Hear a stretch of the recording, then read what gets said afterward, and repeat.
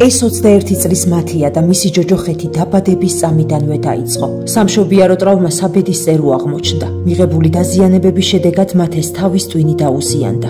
შეხედეთ მათეს ხელებს, თითებსაც კი ვერ შლის. წყალი რომ დალიოს, ჭიქის დაჭერაც კი არ შეუძლია. ფეხებიც დეფორმირებულია და მგრძნობელობა არ აქვს. გმირი დედა უკვე 21 წელია სრულიად პარალიზებულ შვილს უვლის. რომ არა მუხტალი ცხოვრება, მათი ახლა ოჯახის შექმნაზე უნდა ფიქრობდეს. ან ვინ იცის, იქნებდა უკვე შვილის ყოლოდა. ამ ბედნიერების ნაცვლად კი მათი ახლა პამპერსებზია. ბედის ირონია კი ისაა, რომ საბრალობის ინვალიდის ეტლიც კი არ აქვს ნორმალური. მათეს ყოველი დილა ამ დაჟანგებულ ეტლში თენდება და ღამდება, რომელსაც თავის მისაყუდებელიც კი არ აქვს. ხომ წარმოგიდგენიათ, როგორ იტანჯება? მათეს ასწრაფოდ ესაჭიროება რეაბილიტაცია. პირველ რიგში კი ეტლია საჭირო. ღვთისმიერო ადამიანებო, მათეს საუბარი არ შეუძლია და ამიტომ სიტყვიერად ვერ გთხოვთ დახმარებას, მაგრამ ბიჭი თვალებით ითხოვს შველას. ფონში დარწმუნებულები ვართ, რომ გულგრილი არ დარჩებით მისი ტანჯვის მიმართ. ისიც ხომ უფლის შვილია.